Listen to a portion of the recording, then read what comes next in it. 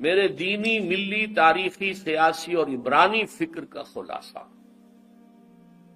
میرے 50 سال سے زائد عرصے کے مطالعے اور غور و فکر کا حاصل، جسے میں نے آج کی اس الوداعی نشست جو ہے درس قرآن کے اعتبار سے، تو اس کا تحفہ جسے میں قرار دے رہا ہوں۔ اس میں سب سے پہلے ایک شکوہ ہے۔ بہت سے لوگ محبت کرتے ہیں، محب ہیں، عقیدت مند بھی ہیں، جیسا کہ میں نے کہا کہ ہاتھ بھی چومتے ہیں اور اپنی عقیدت کا اظہار کرتے ہیں، تعریفیں کرتے ہیں۔ میں خطرے میں مبتلا ہو جاتا ہوں کہ کہیں کوئی تکبر پیدا نہ ہو جائے، روکتا بھی۔ لیکن افسوس، صد افسوس یہ کہ میرے اصل پیغام پر توجہ نہیں دیتے۔ میں آپ سے بھی یہ شکوہ کر رہا ہوں۔ ہر کسے از ظن خود شد یار من، اقبال نے شکوے کیے ہیں۔ تو نابغہ عصر، ہر کسے از ظن خود شد یار من، ہر شخص اپنے خیال میں میرا دوست بن گیا۔ وَاسْدُرُونِ من نجف اسرار من، میرے اندر سے اس نے میری چھپی ہوئی چیزوں کو نہیں تلاش کیا۔ تو کیا ہوں، کیا کہنا چاہتا ہوں، کیا کرنا چاہتا ہوں، کوئی نہیں۔ شاعری پڑھ لی اور سر جھوم گیا، سر دھن لیا، بس اقبال نے بنا لیا۔ اور اس سے بھی زیادہ جو ہے، مرا یاراں غزل خان شمردن، مجھے لوگوں نے ایک غزل خان سمجھ لیا، شاعر سمجھ لیا۔ میں اس طرح سے مجھے بھی بس ایک مدرس سے قرآن سمجھ لیا گیا۔ میری اصل زندگی کس کام میں بیتی ہے، میرے اصل مقاصد کیا تھے، میرے اصل ہدف کیا تھے، اور ہے اللہ کا فضل ہے، ایک شوشے کا فرق نہیں ہے۔ وہ کیا ہے، اس پر توجہ نہیں۔ اس کو تو میں نے ذریعہ بنایا ہے، سازِ سخن بہار۔ میرا مقصد ہے یہ اس امت مسلمہ کا قافلہ منتشر ہو گیا ہے۔ اونٹنیوں نے توڑا دی ہیں اپنی رسیاں، ناقہ بے زمام ہو کر کوئی ادھر کوئی ادھر، کوئی ادھر کوئی ادھر۔ ان کو پھر ایک قافلے کی شکل میں لانا چاہتا، جمع ہو جائیں وہ منزل کہ جو اللہ نے ان کے لیے معین کی، رسول نے معین کی، اس کی طرف پیش قدمی کریں۔ میرا تو مقصد یہ ہے۔ بہرحال اب میں اس سمت میں اپنی باتیں آپ سے عرض کروں گا بہت اختصار کے ساتھ۔ دیکھیے، جہاں تک تاریخی اور ملی معاملے کا تعلق ہے، میں ماضی سے اس وقت صرف نظر کر رہا ہوں، یہ بات لمبی بہت ہو جائے گی۔ البتہ میری کتاب سابقہ اور موجودہ مسلمان امتوں کا ماضی، حال اور مستقبل یہ موجود ہے، اس کو پڑھیے۔ ماضی کیا ہے ہمارا، بنی اسرائیل کا ماضی کیا تھا۔ یہ دو ہی امتیں دنیا میں رہی، امت سابقہ، امت موجودہ حاضرہ۔ حال اور مستقبل کے بارے میں جو باتیں میرے سامنے آئی ہیں، اور یہ آئی ہیں کتاب و سنت اور حدیث کی روشنی میں، اور پھر جو اللہ نے تعقل، عقل سے کسی چیز کو سمجھنا، اس کی جو صلاحیت دی تھی، اس کا حاصل کیا ہے۔ نمبر 1، جیسے ایک فرد کی زندگی کی سب سے بڑی حقیقت موت ہے، اس دنیا کی بھی سب سے بڑی حقیقت الساعہ، جسے ہم قیامت کہہ دیتے ہیں۔ ایک وقت آنے والا ہے، یہ سب جگرگوں ہو جائے گا، پہاڑ جو ہے ریزہ ریزہ ہو جائیں گے، یہ ہائی رائز بلڈنگز جو ہیں ان کا نام و نشان نہیں رہے گا، مارگلہ ٹاور جیسے بیٹھ گیا، یا ٹوین ٹاورز امریکہ کے جیسے بیٹھ گیا، یہ پوری دنیا قان صفصفا، یہ زمین بالکل کھلی چٹیل میدان میں وہ زلزلۃ الساعہ، سورہ حج کی پہلی آیت، یا ایھا الناس اتقوا ربکم ان زلزلۃ الساعۃ شیء عظیم، وہ آئے گا۔ اس کے ایک وقفے کے بعد قیامت آئے۔ یہ قیامت نہیں ہے، یہ جس کو ہم قیامت کہہ دیتے ہیں، یہ قیامت، یہ الساعہ ہے، جبکہ پوری یہ عالم جو ہے یہ ہلاک۔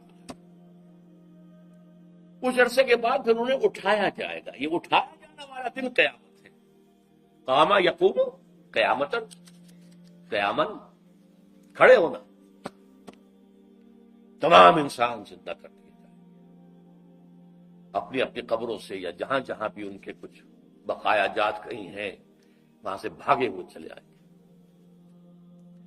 اس کے بعد یوم قیامت کے بعد یوم آخرت شروع ہو جائے. پہلی بات تو یہ سب سے بڑی حقیقت، سب سے بڑی حقیقت، سب سے بڑی حقیقت. اور اب الحمدللہ میری سوچ یہ کہ وہ زیادہ دور نہیں ہے. نوع انسانی بحثیت مجموعی اپنے کلائمیکس کو پہنچ گئی ہے. بہرحال پہلی بات. دوسری بات، احادیث نبویہ سے معلوم ہوتا ہے اس قیامت سے پہلے ایک وقت ایسا آئے گا کہ دنیا پر روئے ارضی پر کوئی ایک صاحب ایمان بھی نہیں ہوگا. کافر، مشرک، ذلیل. صاحب ایمان جو ہے ایک خاص وقت میں ایک خاص ہوا چلے گی جو ان کے دلوں میں سے ایمان کو نکال کر لے جائے گی. ان کی انتقال ہو جائے گا ان کا. اور قیامت کا زلزلہ جو ہے وہ اہل ایمان پر نہیں آئے گا بلکہ صرف کفار و مشرکین پر آئے گا. اس سے پہلے ایک دور ہے جبکہ پورے کرۂ ارضی پر اللہ کا دین نافذ ہوگا، قائم ہوگا. خلافت علی منہاج النبوہ کا نظام ہے. یہ گویا کہ کلائمیکس ہوگا انسان کا. انسان کو بنایا گیا تھا خلیفۃ اللہ فی الارض. یہ خلیفۃ اللہ فی الارض اور یہ خلافت اللہ فی الارض جو ہے یہ پوری دنیا پر جب پورے عرض پر قائم ہو جائے گی تو وہ انسان کا کلائمیکس، آدم کا کلائمیکس. یہ ہونا ہے، ہو کر رہنا. اگرچہ ابھی ہم نہیں سوچ سکتے کہاں سے ہو جائے گا، کدھر سے ہو جائے گا. حالات تو بہت خراب ہے، بہت خراب ہے، بہت خراب ہے. ہماری کوئی حیثیت نہیں، پرے کہا کے برابر نہیں، لیکن ہونا ہے. یہ خبر دی ہوئی ہے محمد رسول اللہ کی صلی اللہ علیہ وسلم وہو الصادق المصدوق. یہ میرے خطبات خلافت نامی کتاب کے اندر سے یہ چیزیں آپ پڑھ سکتے ہیں. البتہ اس سے پہلے امت مسلمہ پر اللہ کے عذاب کے بہت بڑے بڑے شدائد ابھی آنے ہیں. قیامت اس سے پہلے ایک دور کے زمین پر اللہ اللہ کرنے والا ایک بھی نہیں بچے گا. یہ حدیث کے الفاظ ہیں. ان کو پہلے ہی موت دے دی جائے گی، بڑی سہل موت. اس سے پہلے پوری دنیا میں اللہ کے دین کا غلبہ، اللہ کی حکومت، خلافت علی منہاج النبوت. اس سے پہلے کا دور جو ہے جس میں ہم ہیں اس وقت، یہ مسلمانوں کے لیے شدائد، مصائب، ذلت، مسکنت، ضعف، بے وقری، بے حیثیتی، کم ہمتی، بے حمیتی، بے غیرتی کا دور. یہ دور شروع تو ہو چکا ہے کئی صدیوں سے. کئی صدیوں پہلے ہماری حکومتیں ایک ایک کر کے تاش کے پتوں کی طرح بکھر گئی. یورپین کولونیلزم آیا، چھا گیا پورے عالم اسلام. تقریباً 100 برس پہلے وہ کولونیل تخت جو بستر تھا وہ لپٹا ہے، لیکن اس سے بڑا کولونیلزم آ گیا. اب اقتصادی کولونیلزم، تہذیبی کولونیلزم ہے، علمی کولونیلزم ہے. اقتصادیات میں، تہذیب میں، علم میں آج ذلت، مسکنت. یہ جو 2 مرتبہ بنی اسرائیل کے لیے آیا ہے، ضربت علیہم الذلۃ والمسکنۃ، کسی قوم میں سے ہمت ختم کر دی ہے، اندرونی ضعف. جیسے آپ کہتے ہیں کہ ایک شخص ہے ہٹا کٹا ہے، لیکن وہ نیورستھینیا کا مریض ہے، بھائی اعصابی مریض ہے، اس کے دم ہے ہی نہیں. وہ حال آج اس امت مسلمہ کا ہے. ہٹی کٹی تو اتنی ہے کہ 1.5 ارب، لیکن حیثیت غصائد کا غصائد سیل، جیسے سیلاب کے اوپر جھاڑ جھکاڑ آ رہا ہوتا ہے جب سیلاب آتا ہے آگے آگے، اس طرح کی اس کی کیفیت. ذلت و مسکنت کا عذاب تو کئی صدیوں سے چل رہا. اب جو عذاب آ رہا ہے وہ فزیکل احساس، قتل و غارت افغانستان میں ہماری نگاہوں کے سامنے ہو، عراق میں ہو رہا ہے، ایران اب ٹارگٹ ہے، شام ٹارگٹ ہے، ایک ٹارگٹ وہ ہے جو ہمارے ہاں زبان پر نہیں آتا ہے، اور وہ پاکستان ہے۔ یہ جو ہے بڑے بڑے عذاب، بڑی بڑی جنگیں، تباہی، ہلاکت، بربادی، یہ ابھی آنے والی۔ اس کے اعتبار سے خاص طور پر دو حصے میں کرتا ہوں امت مسلمہ کے، بلکہ تین حصے۔ پہلا حصہ تو یہ ہے عرب اور غیر عرب۔ عرب جو ہے بہت پریویلیجڈ لوگ ہیں، ان میں سے حضور تھے، اس سے بڑی بات اور کیا ہے صلی اللہ علیہ وسلم۔ سب سے بڑی بات یہ کہ ان کی مادری زبان میں اللہ کا کلام ہو۔ ہمیں تو پاپڑ بیلنے پڑتے ہیں، عربی زبان سیکھے تو قرآن اپنی آنکھوں سے پڑھیں، ورنہ زیادہ ترجمہ پڑھ لیں گے، اور ترجمہ جو ہے انسپائر کر نہیں سکتا انسان۔ اب اگر انہوں نے یہ کیا ہے کہ جیسے ہی کولونیلزم کا بستر ہٹا، عراق سے انگریز گئے، وہاں سے فرانسیسی چلے گئے، وہاں سے اطالوی چلے گئے وغیرہ، کسی نے اللہ کے دین کا رخ نہیں کیا، رخ کیا ہے تو یا ماسکو کا اور یا واشنگٹن۔ ان سے بڑا کرمنل اللہ کے نگاہوں میں کوئی نہیں، جن کے رتبے ہیں سوا ان کے سوا مشکل۔ ان پر تو جو عذاب آنے والا ہے، جس کی خبریں دی گئی ہیں احادیث کے اندر، میں تذکرہ کرنا نہیں چاہتا۔ یوں سمجھ لیجئے مبینہ طور پر جو ہولوکاسٹ پچھلی صدی میں سابقہ امت مسلمہ یہود پر آیا تھا، اس سے کئی گنا بڑا ہولوکاسٹ عالم عرب میں آنے والا۔ باقی جو غیر عرب مسلمان ہیں، ان میں خاص حیثیت جو ہے وہ پاکستان اور بنگلہ دیش کے مسلمان، اور ثانوی درجے میں بھارت کے مسلمان۔ انہوں نے ایک ملک تقسیم کرایا اور بڑی خونی تقسیم ہوئی، لاکھوں انسان مرے، کروڑوں انسان ادھر سے ادھر ہوئے، کس لیے؟ اسلام کے لیے۔ پاکستان کا مطلب کیا جائے؟ یہ اور کہیں نہیں ہوا، یہ جاوا سماٹرا میں نہیں ہوا، یہ کہیں اور نہیں ہوا، یہ ایران میں نہیں ہوا، یہ کہیں نہیں ہوا، یہ صرف اس میں بھارت کے مسلمانوں نے سپورٹ کیا اور آزادی دلوا دی۔ پاکستان کچھ دو خطوں پر مشتمل تھا، کرو بھائی، اب جو ہم پہ گزری سو گزری، جو ہم پہ گزرے گی سو گزر جائے گی، چھوڑو تو جاؤ کرو۔ لیکن ہم نے کچھ نہیں، اللہ سے وعدوں کی خلاف ورزی کی، غداری کی، بے وفائی کی۔ اس کی دو سزائیں تو ہم پر آ چکی ہیں، ایک عمومی منافقت، اللہ سے وعدہ کر کے پھر جاؤ گے تو نفاق دل میں ڈالے گا اللہ۔ یہ سورہ توبہ کی آیات 75، 76، 77 کا مطالعہ کر لیجیے گا۔ آج پوری قوم منافق قوم ہے، الا ماشاءاللہ۔ ہمارا دستور منافقت کا پرندہ ہے۔ منافق کون ہوتا تھا؟ بظاہر قانونی طور پہ مسلمان، حقیقت میں کافر۔ ہمارے دستور میں قرارداد مقاصد ہے، فلاں دفعہ ہے، فلاں دفعہ ہے، لیکن حقیقت میں ہم کافر ہیں۔ ومن لم يحكم بما انزل الله فاولئك هم الكافرون۔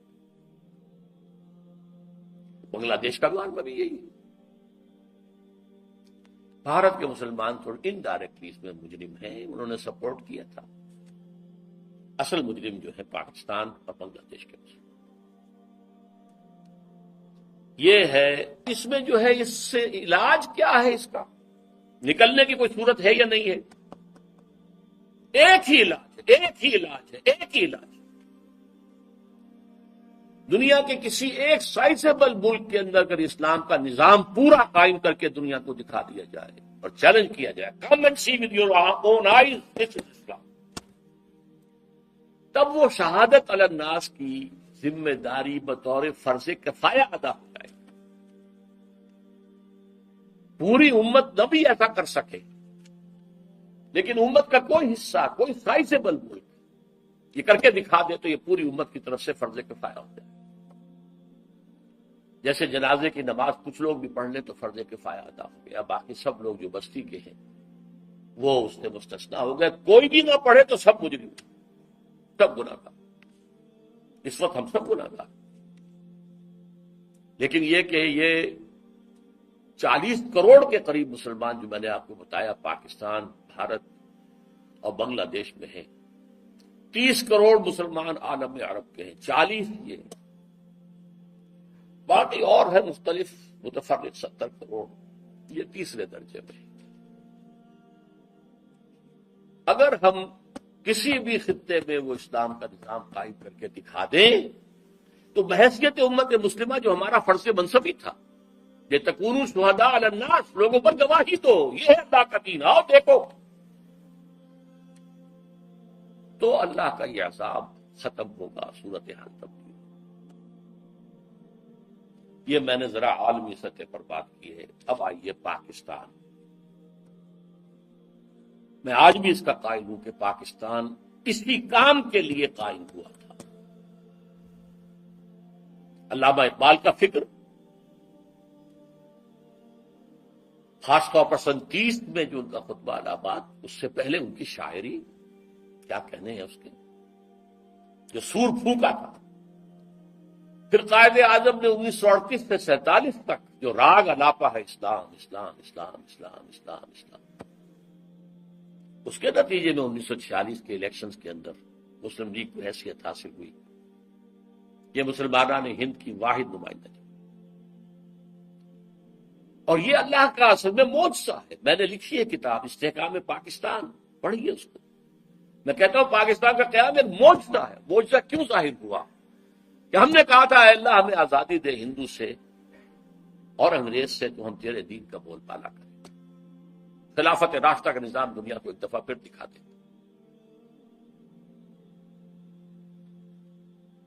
میں نے اسی لیے اپنی اس کتاب میں استحکام پاکستان میں قرآن اس پاکستان کے قیام کو معجزہ کہا، اور قائد اعظم کی شخصیت کے لیے میں نے لفظ استعمال کیا، معجز نما شخصیت۔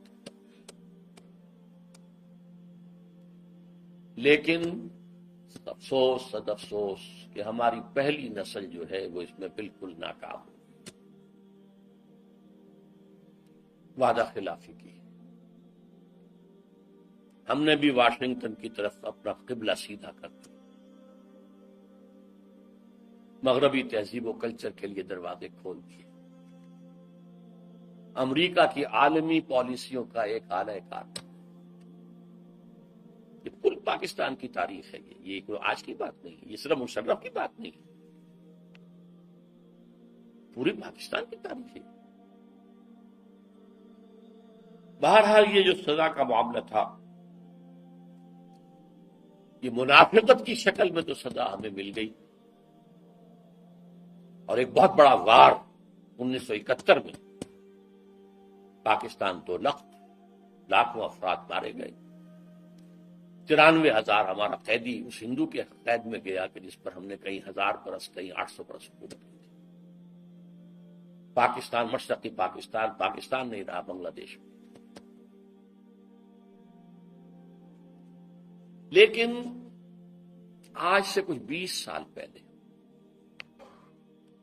جب پاکستان کی عمر 40 برس ہوا چاہتی تھی قمری حساب سے، میرے دل میں امید کا ایک چراغ روشن ہوا، پاکستان کے مستقبل کے بارے میں رجائیت، امید، اور وہ خاص اس حوالے سے تھا کہ ایک فرد کی بھی اصل میچورٹی کی عمر قرآن مجید کے منہ سے 40 برس ہے۔ اسی طرح بنی اسرائیل کی تاریخ میں 40 برس کا عدد بہت اہم ہے، کہ جو نسل نکلی تھی مصر سے، جو غلامی کا تاغ اٹھائے ہوئے تھی، اس نے تو حضرت موسیٰ کو کوڑا جواب دے دیا تھا کہ ہم جنگ نہیں کریں گے، فاذهب انت وربك فقاتلا إنا هاهنا قاعدون۔ اللہ نے سزا دی، اب یہ 40 برس تک یہی بھٹکتے پھریں گے صحرائے تیہ کے اندر، یتیہون فی الارض فإنها محرمة علیہم 40 سنہ، یتیہون فی الارض۔ لیکن 40 برس کے بعد ایک نئی نسل جو پیدا ہوئی، صحرا میں پلی بڑھی تھی، آزادی کی فضا میں سانس لے کر ابھری تھی، اس نے جنگ کی جوشوا حضرت یوشع علیہ السلام، یوشع بن نون، اور پھر ان کا دور شروع ہوا کامیابی کا۔ تو شاید 40 برس تک پاکستان بھی صحرائے تیہ کے اندر بھٹکتا رہا ہے، شاید اللہ کرے، امید تھی۔ اس امید کا مظہر ہے میری کتاب استحکام پاکستان، کتنوں نے پڑھی ہوگی آپ میں سے، میرا خون جگر ہے اس کے اندر۔ امید تھی کہ ہوگا، انقلاب یہاں آئے، اللہ کرے گا، لیکن چند ہی سال میں اس امید کے تاروں پور بکھر کے رہ گئے۔ وائے ناکامی متائے کارواں جاتا رہا، کارواں کے دل سے احساس زیاں جاتا۔ سن 92 میں یہ جو کتاب آئی تھی استحکام پاکستان، یہ 85-86 میں آئی، لکھی گئی 85 میں، چھپی 86 میں۔ 92 میں میری کتاب وہ آئی ہے جس کا میں نے پہلے بھی ذکر کیا، تو پڑھیے ان کو خدا کے لیے۔ سابقہ اور موجودہ مسلمان امتوں کا ماضی حال مستقبل، اس میں میں نے پاکستان کے لیے لکھ دیا یا سنگیز کیفیت، 3 میں سے کوئی ایک انجام اس کا ہوگا۔ ایک تو یہ ہے جس کے کوئی آثار نہیں، کہیں نظر نہیں آ رہے، کوئی امید کی کرن نہیں کہ اس امت مسلمہ پاکستانیہ کو قوم یونس کی طرح توبہ کرنے کی توفیق ہو جائے اور عذاب ٹل جائے۔ اللہ کی قدرت سے بعید نہیں، لیکن کوئی امید کے آثار نظر نہیں آ رہے۔ بہرحال ایک ممکنہ بات ہے۔ دوسرا یہ کہ کوئی بڑا جھٹکا لگے 1971 والا، اس کو ہم نے مغربی پاکستان میں محسوس نہیں کیا تھا، یہاں محسوس کر کے لوگ جاگتے ہیں، یہ بھی بڑی کامیابی۔ اگر عثمانیوں پر کوہ غم ٹوٹا تو کیا غم ہے کہ خون 100,000 انجم سے ہوتی ہے سحر پیدا۔ اور تیسرا میں نے لکھا ہے، آج بھی پڑھ لیجئے، سن 92 کی چھپی ہوئی کتاب، تیسرا امکان یہ ہے کہ بھارت پاکستان کو فتح کرے، کروڑوں مسلمانوں کو قتل کرے، اپنی 1000 سالہ غلامی کا پورا انتقام، اپنے انتقام کی پیاس کو بجھانے کے بعد، لیکن اس کے بعد پھر انشاءاللہ وہ ایمان لائے اور فتنہ تاتار کی تاریخ دوبارہ دہرائی جائے گی۔ کروڑوں مسلمان ان کے ہاتھوں قتل ہوا، کروڑوں۔ پھر اسلام نے انہیں فتح کر لیا، وہ مسلمان ہو گئے، اور پھر عظیم ترین مملکتیں پوری دنیا کے اندر ان ترکوں نے قائم کی، ترکان تیموری ہندوستان، ترکان صفوی ایران، اور ترکان عثمانی کی تو کیا بات ہے۔ اناطولیہ سے شروع ہو کر ترکی جو ہے اس کا بھی ایشیائی حصہ صرف ان کے پاس تھا، پھر جو ان کا فتوحات ہوئی ہے، یورپ کا تقریباً آدھا مشرقی یورپ ان کے تحت تھا۔ ہے آیا فتنہ تاتار کے افسانے سے، پاسباں مل گئے کعبے کو صنم کھانے سے، وہی جو قاتل تھے، سفاک تھے، پورے شہر کے لوگوں کی آبادی کو ختم کر کے اور ان کی گردنیں علیحدہ کر کے، ان گردنوں کو، سروں کو، سریوں کو جمع کر کے ایک پہاڑی کی شکل دے کر اس کے اوپر تخت جما کر ایک تاتاری وحشی سردار شراب دے۔ چشمے فلک نے یہ منظر بھی دیکھے ہیں۔ بہرحال یہ 3 جو آپشنز میں نے سن 92 میں کہے تھے، آج بھی میری کتاب میں موجود ہیں، انہیں پڑھ لیجیے۔ اور بدقسمتی ثم بدقسمتی ثم بدقسمتی، آج حالات اس سے بھی زیادہ دور جا چکے۔ آج سے 2 یا 2.5 سال پہلے میں نے یہ تقریریں کی تھی 2، آپ نے وہ بھی نہیں پڑھی ہوں گی۔ ایک تو عالمی سطح پر موجودہ عالمی حالات میں اسلام کا مستقبل، اور ایک پاکستان کے وجود کو لاحق خطرات و خدشات۔ حالانکہ اس کے لیے جو تقریر کا میں نے اشتہار دیا تھا اس میں عنوان کچھ اور تھا، کیا پاکستان کے خاتمے کی الٹی گنتی شروع ہو چکی ہے؟ ہاں، اس وقت مجھ پر خاصی مایوسی کا غلبہ ہے پاکستان کے مستقبل اور وجود کے بارے۔ 3 سال پہلے کی بات یوں کی تو قائم، اس میں کوئی فرق نہیں پڑا۔ مانن پاکستان ختم ہو چکا، ایک انڈیپینڈنٹ ساورن اسٹیٹ کی حیثیت نہیں رہی ہے. آپ اب اس وقت جو ہے امریکہ کے لے پالک ہیں. اللہ اللہ شروع سے جو چیز چلی آ رہی تھی وہ اب اپنے کلائمیکس کو پہنچ گئی. بش صاحب کیا کر کے گئے ہیں؟ کشمیر بھول جاؤ، ذکر بھی نہیں، نہ انڈیا میں ذکر کیا، نہیں آگے. ابھی تمہیں اور بہت کچھ کرنا ہے. بھارت سے معاہدہ ہوا، تم سے نہیں ہو سکتا، بھارت بہت بڑی ہے. آج سے کوئی 40 سال قبل میں بڑے بھائی کے ساتھ مشرقی پاکستان تھا اس وقت، 67-68 کی بات کر رہا ہوں، سیر کے لیے گئے تھے. میرے ایک ہمنان اسرار الحق صاحب وہاں پہ چیف انجینئر تھے پاک پی ڈبلیو ڈی کے. انہوں نے دعوت دی تھی، آؤ میں یہاں ہوں، سیر کرا دوں. ڈھاکہ اور مختلف جگہیں، چٹاگانگ، چوٹوگرام جسے کہتے ہیں. وہاں ایک ملاقات میں اسرار الحق صاحب نے، وہ اب امریکہ جا چکے، وہیں کیا بات ہو گئی، پہنچی وہیں ایک خاک جہاں کا خبیر تھا. انہوں نے ایک جملہ کہا جس پر مجھے بہت پیش آیا. جملہ سنیے: India is a very great country and Pakistan is only a nuisance to it. انگریزی دان لوگوں نے تو سمجھ لیا ہوگا. بھارت ایک بہت بڑا ملک ہے اور پاکستان اس کے لیے تھوڑی سی سرگرانی کا باعث ہے، بس. آج یہ جملہ 100% آپ کے نگاہ، اگر آنکھیں بند کیے رکھیں تو اور بات ہے، اگر حالات کے رخ کو نہ پہچاننا چاہیں تو لگے رہے اپنے دھندوں میں، کاروبار میں، اللہ اللہ خیر سلام. ورنہ صورتحال یہ پیش آ چکی. الٹی گنتی شروع ہو چکی ہے. لیکن اس سب کے باوجود ابھی امید کا چراغ میرا گل نہیں ہوا،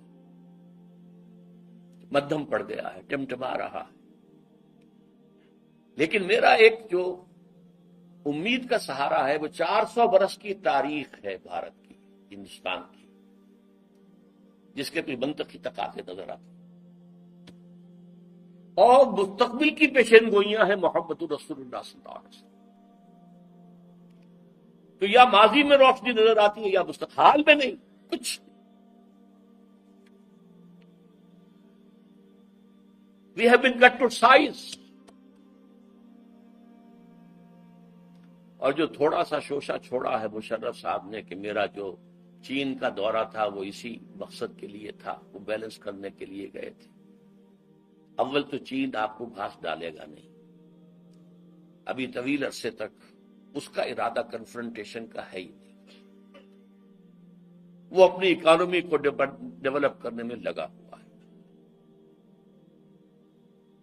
ثانیاً اگر آپ کی کوئی پیش رفت ہو گئی تو آپ کے اوپر زبردست حملہ جو ہے بھارت کا اور افغانستان کی طرف سے، دونوں طرف سے. اب آپ شکنجے میں ہیں. وہ افغانستان جو ہمارا دوست تھا اور ہم اس کے دوست تھے اور امدادی تھے. کرزئی کے بیانات سنیے، یہ کون؟ ہز ماسٹرز وائس ہے، وہ یہ اس کی بات نہیں ہے، یہ بش کی بات ہے. بش نے کچھ باتیں یہاں آ کے کرنی تھی، کچھ باتیں پہلے ہی پہنچا دی تھی شروع کر سے. آج سے 2-3 مہینے پہلے ایک انٹرویو چھپا تھا اکرم ذکی صاحب کا، جو ڈپلومیٹ بھی رہے ہیں اور بیوروکریٹ بھی رہے ہیں. یہ قومی ڈائجسٹ میں ان کا انٹرویو چھپا تھا اور انہوں نے یہ کہا تھا، لکھ کے رکھ لو، ان قریب بھارت پاکستان پر بہت بڑا حملہ کرے. اگر ذرا بھی محسوس ہوا کہ چائنا اور پاکستان اور قریب آ رہے ہیں تو یہ کانٹا پھر نکال دینا پڑے گا. یہ تو پھر بہت بڑی بات بن جائے گی ان کے لیے. یہ تو کانٹا ہوگا پھر درمیان. بہرحال اس کے باوجود میں آپ سے کہہ رہا امید ہے کہ شاید کوئی معجزہ اللہ تعالیٰ کی طرف سے. پاکستان کا قیام بھی معجزہ تھا اور پھر تاتاریوں کا معجزہ کچھ تھا، تو اب بھی معجزہ ہو سکتا ہے. تاتاریوں کی تاریخ بھی ہے تو دہرائی جا سکتی ہے. اور پھر لیکن اسی خطے سے اسلام کا احیاء ہو. چاہے ہمارے کروڑوں مر جائیں اور اس کے بعد ہندو مسلمان. اور یہ پیشین گوئی شاہ ولی اللہ دہلوی کی ہے کہ ایک وقت آئے گا کہ ہندوستان کی اونچی ذات کے لوگوں کی اکثریت اسلام قبول کر لے گی. دیکھیے ہمارے ذہن میں خیال بھی آتا ہے تو نچلی ذات کا، شیڈولڈ کاسٹ کا، شودروں کا نہیں، اونچی ذات کے ہندوؤں کی اکثریت جو ہے اسلام قبول کر لے گی. اب آئیے آخری کلائمیکس. یہ تو حالات ہیں، تاریخ کا رخ ہے، جا رہا ہے. پاکستان کدھر جا رہا میں روک نہیں سکتا، آپ روک نہیں سکتے. ہماری جو بھی غلطیاں ہیں، کوتاہیاں ہیں، وعدہ خلافیاں ہیں، ان کی کیا سزا ہمیں ملتی ہے، ہم اس کے مستحق ہیں، ہم کو شکوہ نہیں کر سکتے. اصل مسئلہ فرد کا، جہاں سے میں نے بات شروع کی تھی، زندگی کی سب سے بڑی حقیقت موت اور دوسری سب سے بڑی حقیقت آخرت. ایک فرد جو ہے وہ اپنی عاقبت کیسے درست کرے؟ تاریخ کے دھارے کا رخ موڑنا تو میرے لیے یا آپ کے لیے ممکن نہیں ہے. ہاں اللہ جب چاہے وہ گھاس کے تنکوں سے بھی کروا سکتا ہے. ابابیل کی چوچوں کے اندر چھوٹے چھوٹے کنکروں سے ہاتھیوں کو اور پورے ابرہہ کے لشکر کو ہلاک کر سکتا، اس کی ہے قدرت ہے. لیکن انفرادی نجات، میں ہوں، میری قبر ہے میرے سامنے، اس کے لیے کیا کرنا ہے؟ اللہ کی رضا اور آخرت کی نجات کے حصول کے لیے دو شرطیں، ایمان اور عمل صالح. ایمان بھی قانونی ایمان نہیں جس کی بنا پر آپ مسلمان کہلاتے ہیں. قانونی طور پر تو سب مسلمان ہیں، جو زانی ہے، شرابی ہے، بدماش ہے، چور ہے، اچکا ہے، ڈاکو ہے، سود کھاتا ہے، کچھ بھی کرتا ہے، مسلمان تو ہے. حقیقی ایمان، دل والا ایمان، نور قلب بن جائے، وہ ایمان ہے، اس کے بغیر نجات نہیں ہے. اور اس کا ذریعہ قرآن حکیم. پڑھو، پڑھاؤ، سیکھو، سکھاؤ، پھیلاؤ. جو میں نے عرض کیا، ویسے تو زندگی کے 40 سال تو میں نے اتوار کے درس کے بارے میں کہے تھے. میں تو یہ کام کر رہا ہوں 19 برس کی عمر سے، میڈیکل کالج کے طالب علم کی حیثیت سے درس قرآن. یہ ایمان حقیقی قرآن سے ملے گا. یہ ہماری تحریک کا، میرے کام کا، میری جد و جہد کا، زندگی کی جو بھی میری سعی اور مساعی ہے، اس کا ایک حصہ ہے قرآن. انجمن خطاب القرآن، حلقہ مطالعہ قرآن، قرآن اکیڈمیز، قرآن کالج، قرآنی تربیت گاہیں، قرآن کانفرنسیں. یہ نام اللہ کے فضل و کرم سے ہم نے تازہ کیا. ایک وقت تھا کہ اس پورے شہر لاہور میں میرے سوا کوئی اور کام یہ کر ہی نہیں رہا تھا. اب اللہ کا شکر ہے بہت سے ادارے ہیں، ترجمہ قرآن کے ادارے بنے ہوئے ہیں، اور 4 6 مہینے کے کورسز کا اعلان ہوتا رہتا ہے. الہدا خواتین کے اندر ایک بہت بڑا ادارہ ہے. اگرچہ ان چیزوں کے اندر وہ انقلابی رنگ نہیں ہے، بہرحال ہے، کچھ تو پیدا ہوگا اس سے. عمل صالح کا جو تصور ہمارا ہے، اس کے لیے لفظ ہے فرض. ویسے تو اس سے آگے ہے، نوافل ہیں، مستحبات ہیں.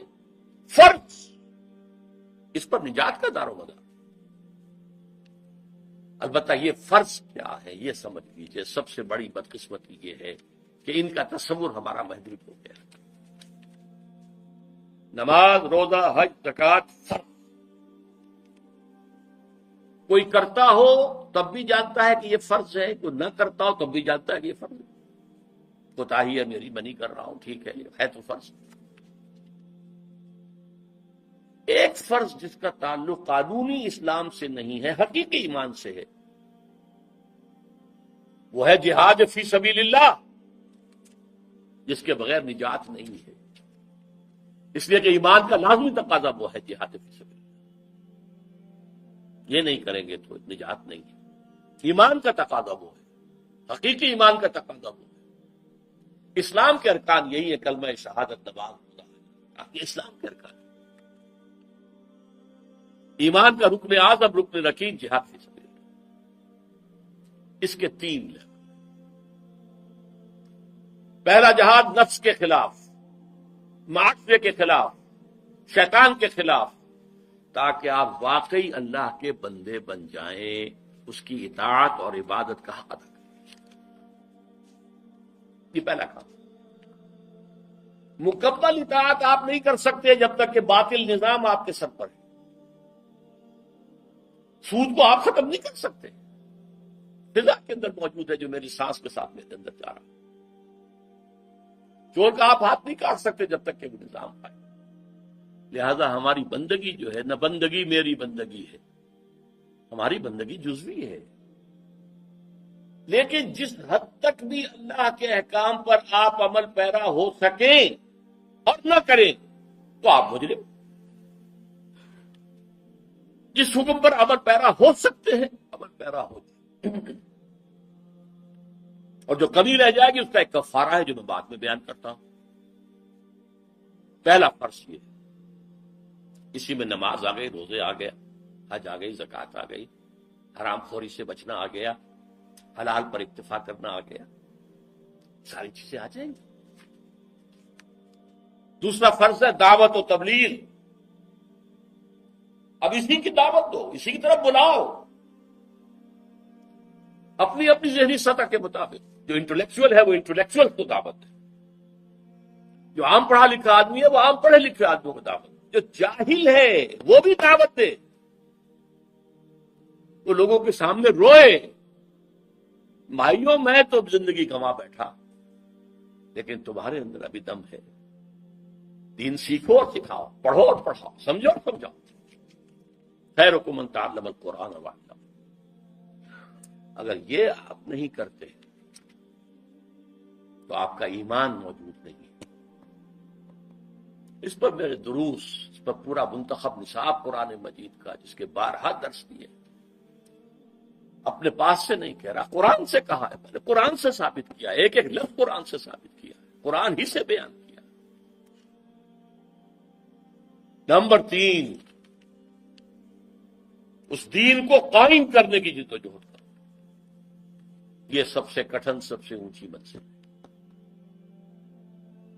اور یہی کفارہ ہوگا جو تمہاری اپنی عبادت اور اطاعت کے اندر کمی ہے. قائم کرنے کی جد و جہد کرو گے، جان کھپاؤ گے، مال کھپاؤ گے، یہ کفارہ ہو جائے گا اس کا. جیسے آپ نے کوئی قسم کھائی تھی، توڑ دی تو کفارہ ہے نا. کسی نے رمضان کا روزہ توڑ دیا تھا تو کفارہ ہے. 60 روزے متواتر کفارے ہیں. تو یہ جو میرے اندر پھوٹ جا رہا ہے، اور یہ جو میں ایسے نظام میں رہ رہا ہوں، سانس لے رہا ہوں، جہاں اسلام غالب نہیں ہے، کفر ہے، شرک ہے. وَمَن لَّمْ يَحْكُم بِمَا أَنزَلَ اللَّهُ فَأُولَٰئِكَ هُمُ الْكَافِرُونَ وَمَن لَّمْ يَحْكُم بِمَا أَنزَلَ اللَّهُ فَأُولَٰئِكَ هُمُ الْفَاسِقُونَ أُولَٰئِكَ هُمُ الظَّالِمُونَ. اس اقامت دین کی جد و جہد فرض ہے، فرض ہے، فرض. کاش کہ میری یہ بات آپ کے دلوں کے نیچے اتر جائے، ورنہ بات وہی ہوگی کہ ہر کسے ظن شد، ظن خود شد یار من، بس درون من نہ جست اسرار من. یہ جد و جہد کبھی سوچئے تو صحیح تھا. مجھے باولے کتے نے کاٹا تھا، میں نے اپنی میڈیکل پریکٹس چھوڑی تھی. بھائی میں مولوی نہیں تھا کہ درس قرآن میرا کام ہو. یہ ایک تحریک تھی، اس کے مقاصد تھے. اس کا ذریعہ یہ تھا، قرآن کے ذریعے ایمان پیدا کرو تاکہ ایمان کے ذریعے سے جہاد پیدا ہو. اس کے لیے زندگی کھپائی. اب اس کی جو شرائط ہیں اقامت دین کی جد و جہد کے، اس میں سے پہلی شرط جماعت. یہ کام اکیلے نہیں ہو سکتا. خود اپنی اصلاح اکیلے ہو سکتی ہے، اگرچہ تو آپ کو ماحول اچھا مل جائے تو آسانی ہو جائے گی، لیکن اکیلے بھی ہو سکتی. دعوت، تبلیغ، تعلیم یہ انفرادی طور پر بھی ہو سکتی ہے. حضرت نوح انفرادی طور پر 900 برس تک دعوت دیتے رہے. اور اس کے لیے ادارے بھی قائم ہو سکتے ہیں، انجمنیں قائم ہو سکتی ہیں، فاؤنڈیشنز قائم ہو سکتے ہیں، پبلشنگ ہاؤسز قائم ہو سکتے ہیں، سم و بسر کے نظام قائم ہو سکتے ہیں، ٹھیک ہے، ادارے، انسٹیٹیوشنز، انجمنیں، ایسوسیشنز۔ لیکن اس تیسرے لیول پر آ کر جماعت، لا اسلام الا بالجماعہ، مردوں اور عورتوں دونوں کے لیے، اس کی بنیاد بیعت، عورتوں کی بیعت قرآن مجید میں موجود ہے، مردوں کی بیعت کا ذکر ہے لیکن حدیث کے اندر اس کے الفاظ ہیں۔ جماعت، لا اسلام الا بالجماعہ، انی آمرکم بخمس بالجماعت والسمع والطاعت والہجرت والجہاد فی سبیل۔ یوں سمجھ لیجئے، جس نے یہ سمجھ لیا کہ اقامت دین کی جد و جہد فرض ہے، اسے جاننا چاہیے کہ اس کے لیے التزام جماعت فرض ہے۔ میری سوچ یہ ہے، خدا کے لیے سمجھ لیجئے، علمی نکات اپنی جگہ ہے، قرآن مجید کی حکمتوں کی باریکیاں اپنی جگہ ہیں، ان کا تو کوئی احاطہ کر ہی نہیں سکتا۔ اس کا ایسنس کیا ہے، اس کا تھرسٹ کیا ہے، وہ چاہتا کیا ہے، وہ کس چیز کو ایمفیسائز کرتا ہے، کس چیز کو مرکز بناتا ہے، اس کو سمجھیے۔ اقامت دین کی جد و جہد فرض، اس کے لیے التزام جماعت فرض، فرض۔ اور دیکھیے، فرض کے بارے میں جان لیجئے، ایک فرض کا تارک تمام فرائض کا تارک ہے۔ اگر ایک شخص کہتا نماز تو میں پڑھوں گا، 5 وقتہ پڑھوں گا، روزہ نہیں رکھوں گا، بھائی ختم، نماز بھی گئی، روزہ بھی فرض ہے، رمضان کا روزہ فرض ہے۔ صاحب استطاعت اگر حج نہیں کر رہا ہے تو اس کو بھی کفر سے تعبیر کیا گیا، فرض ہے، ادا کرو۔ زکات نہیں دیتا تو کیا اس کے خلاف جہاد کیا گیا، انہیں مرتد مانا گیا۔ تو ایک فرض کی جو ہے انکار یا اس کا ترک، وہ پورے دین کا ترک ہے۔ It's an organic whole. اقامت دین کی جد و جہد کی فرضیت، پھر اس کے لیے التزام جماعت کی فرضیت۔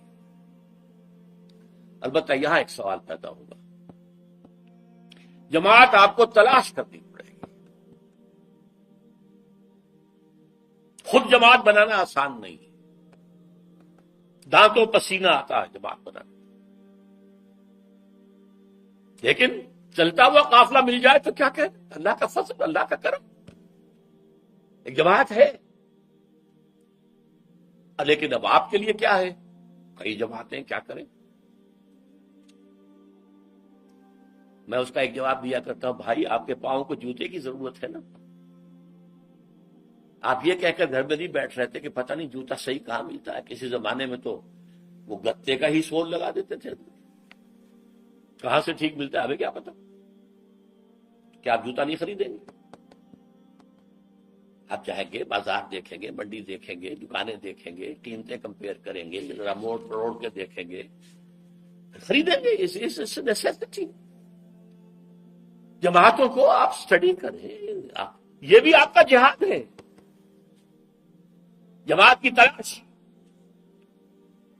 البتہ میں یہ بتا سکتا ہوں کہ 4 اوصاف دیکھیے اس جماعت کے اندر۔ نمبر 1، اس کا ڈکلیئرڈ گول اقامت دین، نظام کو بدلنا، اسلام کے پورے نظام کو قائم کرنا، یہ ڈکلیئرڈ گول ہونا چاہیے، اعلانیہ مقصد اور ہدف۔ نمبر 2، اس کا ڈسپلن ہونا چاہیے، وہ سمع و طاعت جس کی بیعت حضور نے لی تھی، سنو اور عمل کرو۔ حضور کے لیے وہ ایبسولوٹلی تھی، جو حکم دے ماننا ہے، غلطی کا امکان ہی نہیں، نبی ہے، معصوم ہے۔ اب یہ ہوگا کہ سنو، اور اگر شریعت کے خلاف نہ ہو تو مانو، بس سمع و طاعت فی المعروف، لیکن ہوگی سمع و طاعت، listen and obey۔ There's not to reason why, there's but to do and die۔ فوج کا ڈسپلن کیا ہوتا ہے؟ سپاہی پوچھے افسر سے، جناب آپ یہ حکم مجھے کیوں دے رہے ہیں؟ کیا ہوگا؟ وہ فوج ہوگی، جو حکم دیا کرو، ڈو اینڈ ڈائی۔ یہ جماعت اس نظم کے ساتھ اور اس نظم کے لیے بنیاد بیٹھ دنیاوی تنظیمیں، ایسوسیشنز، پولیٹیکل آرگنائزیشنز اور چار آنے کی ممبری والی تنظیمیں، سیاسی تنظیمیں کچھ اور ہوتی ہیں، فلاحی تنظیمیں کچھ اور ہوتی ہیں، محض تبلیغی تنظیم کچھ اور ہوتی ہے. نہیں، یہ حزب اللہ کی بنیاد بیعت سمع و طاعت فی المعروف. تو میں بیان کر رہا تھا، نمبر 1 ڈکلیئرڈ گول اقامت دین، پورے دین کے پورے نظام کو قائم کرنا. نمبر 2 ڈسپلن، سمع و طاعت. نمبر 3 ان سے پوچھئے کہ آپ کی میتھوڈالوجی کیا ہے، کس طریقے سے آپ دین قائم کرنا چاہتے ہیں. الیکشن کے ذریعے، ایجیٹیشن کے ذریعے، گوریلا وارفیئر کے ذریعے، فوج میں بغاوت کرانے کے ذریعے، کون سا راستہ؟ اگر آپ کا راستہ حضور کی سیرت سے ماخوذ نہیں ہے تو منزل تک پہنچنے کا کوئی امکان ہے ہی نہیں. You will be lost. یہ کام تمام انبیاء اور رسول کی تاریخ میں صرف حضور کے دست مبارک سے ہوا. صرف اب بھی ہونا ہے، جس کی خبر میں آپ کو دے چکا ہوں. پوری دنیا پر ہونا ہے، کہیں سے شروع ہوگا پھر پوری دنیا تک پھیلے گا. یہ دی ہوئی خبریں ہیں محمد رسول اللہ کی، وہ صادق المصدوق، وہ سچے ہیں، ان کی سچائی پر اللہ گواہ ہے، پوری کائنات گواہ ہے، نوع انسانی گواہ ہے. تو ہونا ہے، لیکن ہوگا اسی طریقے سے. لا يصلح آخر هذه الامة الا بما صلح به اولها. اس امت کا آغاز حضور اور خلافت راشدہ، اس کا اختتام پھر آئے گا جبکہ پوری دنیا پر اللہ کا دین اور خلافت کا نظام آئے گا. یہ اول ہے، وہ آخر ہے. درمیان میں جو کچھ ہے وہ میں نے چھوڑ دیا تھا آج کی گفتگو سے. لیکن جس طریقے سے، جس عمل سے، جس طریقہ کار سے وہ پہلے منزل سر ہوئی تھی، اسی سے ہوگی. مانگے تانگے کے مستعار، ادھر سے مانگ لیا، ادھر سے سیکھ لیا، ادھر سے لے لیا، ادھر سے لے لیا، اس سے یہ کام نہیں ہوگا. چاہے خلوص کی انتہا ہو. خلوص اپنی جگہ ہے، خلوص کا اجر آخرت میں ملے گا. لیکن اگر طریق محمدی اور طریقہ کار اور منہج محمدی اگر اختیار نہیں کیا ہے تو کامیاب نہیں ہوں گے. اس کے لیے میری کتاب خدا کے لیے پڑھیے، منہج انقلاب نبوی، میرا صاحب الصلاۃ والسلام. اور چھوٹی سی ایک کتاب بھی ہے، اس کا خلاصہ رسول انقلاب کا طریقہ انقلاب. رسول انقلاب ایک ہی ہے تمام رسولوں میں، جن کے ہاتھوں انقلاب آیا، پوری دنیا مانتی ہے، عظیم ترین انقلاب آیا. میں تو ایک جملہ نقل کیا کرتا ہوں برنارڈ شاہ کا، نے گاندھی کے بارے میں کہا تھا، ہی is a saint among politicians. سیاست دانوں میں تو وہ لگتا ہے کوئی مہاتما ہے، کوئی روحانی آدمی ہے، سینٹ ہے، سادھو ہے. He is a saint among politicians and a politician among saints. ان کے اندر وہ پالیٹیشین ہے. تو میرا یہ جملہ ہے، میں اس درس سے کے ساتھ معذرت کرتے ہوئے اللہ سے معافی چاہتے ہوئے کہہ رہا ہوں، حضور کی شان شایاں یہ بات نہیں بنتی ہے، لیکن یہ سمجھانے کے لیے کہہ رہا ہوں. He was a revolutionary amongst the prophets and a prophet among the revolutionaries. تاریخ انسانی میں جتنے انقلاب آئے ہیں اس سے سب سے بڑا انقلاب محمد نے برپا کیا. اور تاریخ انسانی میں جتنے نبی اور رسول آئے ہیں ان میں سب سے بڑے نبی اور رسول محمد صلی اللہ علیہ وسلم. تو منہج انقلاب نبوی. چوتھی چیز، جو بھی جماعت ہے جس کے بارے میں آپ سوچ رہے ہیں، اس کی قیادت کے قریب جا کر دیکھیے. دیکھیے نہیں، سونگیے. یہ سونگنا بھی میں کہہ رہا ہوں، اس کے علاوہ ایک اور ہے جس کو آپ ESP کہتے ہیں، ایکسٹرا سینسری پرسیپشن. قریب جا کر آپ کو محسوس ہو جائے گا کہ آیا ان قائدین کے اندر خلوص اور اخلاص ہے یا یہ دکانداری ہے. لیکن اس میں میں نے کہا قائدین کے پاس، اس لیے کہ پیچھے چلنے والوں میں ہر طرح کے لوگ ہوتے ہیں. جب حضور کے پیچھے چلنے والوں میں بظاہر منافقین بھی تھے، مسلمان تو شمار ہوتے تھے، مسجد نبی میں نمازیں تو پڑھتے تھے، ان کا سردار پہلی صف میں ہوتا تھا اور کھڑے ہو کر تلقین کرتا تھا حضور کے خطبے سے پہلے کہ لوگوں غور سے سنو، یہ اللہ کے رسول ہے، جبکہ وہ نہیں مانتا تھا اللہ کا رسول، جھوٹ تھا۔ اذا جاءك المنافقون قالوا نشهد انك لرسول الله والله يعلم انك لرسوله والله يشهد ان المنافقين لكاذبون۔ تو چوتھی چیز یہ ہے کہ سونچئے، یہ چار چیزیں اگر کسی جماعت میں 33% پاس مارکس کی حد تک بھی نظر آ جائیں چاروں، اس جماعت میں شامل ہونا فرض۔ میں فرض کے لفظ کی تکرار کر رہا ہوں خدا کے لیے، with all emphasis at my command, جو میں بات کہہ رہا ہوں یہ میرا الوداعی خطاب ہے، میرا تحفہ ہے جو میں دے رہا ہوں۔ مختصر الفاظ میں وہ باتیں کہہ رہا ہوں جو میری بڑی بڑی کتابوں میں لکھی ہوئی، جو 2-2 ڈھائی گھنٹے کی تقریروں میں ایک ایک موضوع پر بات ہوئی ہے، میں نے آج سب کو ان کو جمع کیا۔ بہرحال اگر تو جماعت مل جائے تو اسے اپنے لیے نعمت سمجھیے، اللہ کا فضل سمجھیے، اللہ کا کرم سمجھیے۔ یہ الفاظ میں نے 1954 کے آخر میں جماعت اسلامی کی رکنیت کی درخواست دیتے ہوئے لکھی تھی کہ میں جماعت اسلامی کے وجود کو اپنے لیے ایک بہت بڑی نعمت سمجھتا ہوں کہ قافلہ چل رہا ہے جس میں میں شامل ہو کر اپنے دینی فرائض بشمول اقامت دین کی جدوجہد کے اس کی ادائیگی کر سکتا ہوں۔ نہ ہوتی تو خود کو جماعت بنانا آسان کام نہیں، لیکن میں آخری بات کہہ دوں، فرض کیجئے کہ آپ ان چار چیزوں کے حوالے سے ساری جماعتوں کو ریجیکٹ کر دیں۔ جماعت اسلامی میں یہ خرابی، تنظیم اسلامی میں یہ خرابی، جے یو آئی میں یہ خرابی، جے یو پی میں یہ خرابی، تبلیغی جماعت میں یہ خرابی، فلاں میں یہ شارٹ کمی، فلاں میں یہ تقصیر، تو اب آپ پر لازم ہے کہ آپ کھڑے ہوں، جماعت بنائیں۔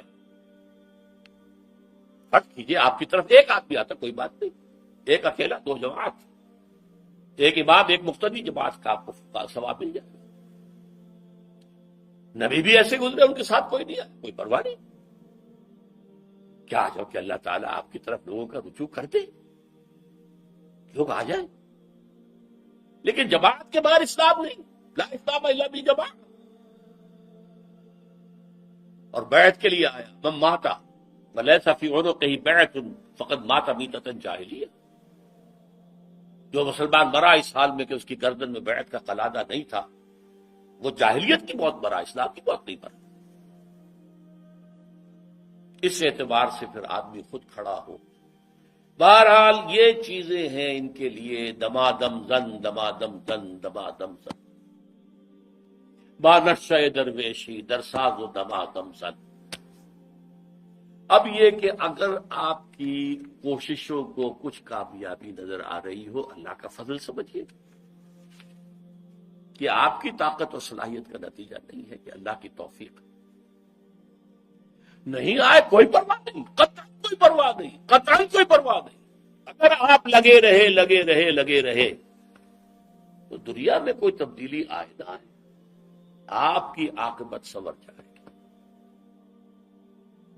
آپ اللہ کے ہاں جا کے سرخرو ہو جائے، بشرطے کہ اپنا سب کچھ لا کر ڈال دیا، محض انگلی کٹا کر جو ہے شہید نہ بن جائے، محض کسی جماعت کا فارم پر کر کے نہ سمجھے کہ بس پہنچ گئے، وہ تو انٹری ہے۔ اب اس کے بعد آپ نے اس میں کتنی محنت ڈالی ہے، کتنا وقت صرف کیا ہے، کتنا اپنا خون جلایا ہے، کتنی اپنی نیندیں حرام کی ہیں، کتنا اپنا پیسہ لگایا، یہ تو اللہ جانتا ہے، کتنی اپنی اولاد کو اس کام کے لیے تیار کیا ہے۔ اس کے اعتبار سے مدارج ہوں گے، مراتب ہوں گے، اونچے سے اونچے مراتب، اونچے سے اونچے۔ بہرحال یہ ہے ہماری کامیابی۔ اولئک ھم المفلحون، اولئک ھم الراشدون۔ ابھی ہم نے پڑھا تھا فمن زحزح عن النار وادخل الجنہ فقد فاز اولئک ھم الفائزون۔ اس کا کوئی تعلق اس سے نہیں ہے دنیا میں قائم ہو یا نہ ہو۔ اگر کجرو ہے انجم آسماں تیرا ہے یا میرا، یہ سارا معاملہ اللہ کا ہے، اس کی حکمت ہے۔ ابراہیم کے ہاتھوں نہیں ہوا، خلیل اللہ ہے، امام الناس ہیں، ابو الانبیاء ہیں، انقلاب تو نہیں آیا۔ موسیٰ کے ہاتھوں نہیں ہوا، جن کے ذکر پر 1/13 قرآن، 550 آیتیں قرآن کی حضرت موسیٰ کے ذکر پر ہے، چلے گئے دنیا سے خالی ہاتھ اس معنی میں۔ حالانکہ اگر اس وقت ان کی قوم جو ہے انکار نہ کرتی، جنگ کرتے، تو اسی وقت اسلامی ریاست قائم ہو جاتی، لیکن انکار کیا تو 40 برس کے لیے ارض مقدس حرام یتیہون فی الارض۔ بہرحال یہ کام ہوا ہے۔ سید المرسلین، آخر الانبیاء، خاتم النبیین، محمد الرسول اللہ صلی اللہ علیہ وسلم، ہمارے لیے بھی نجات کا یہ راستہ کھلا ہوا ہے، اس میں کوئی رکاوٹ نہیں۔ محنت چاہیے، ڈٹرمنیشن چاہیے، عزم مصمم چاہیے، باقی زاد راہ اللہ فراہم کرے گا۔ اور آخرت کی کامیابی فہو المطلوب الاصلی، اصل میں ہمارا مقصود و مطلوب وہی ہے۔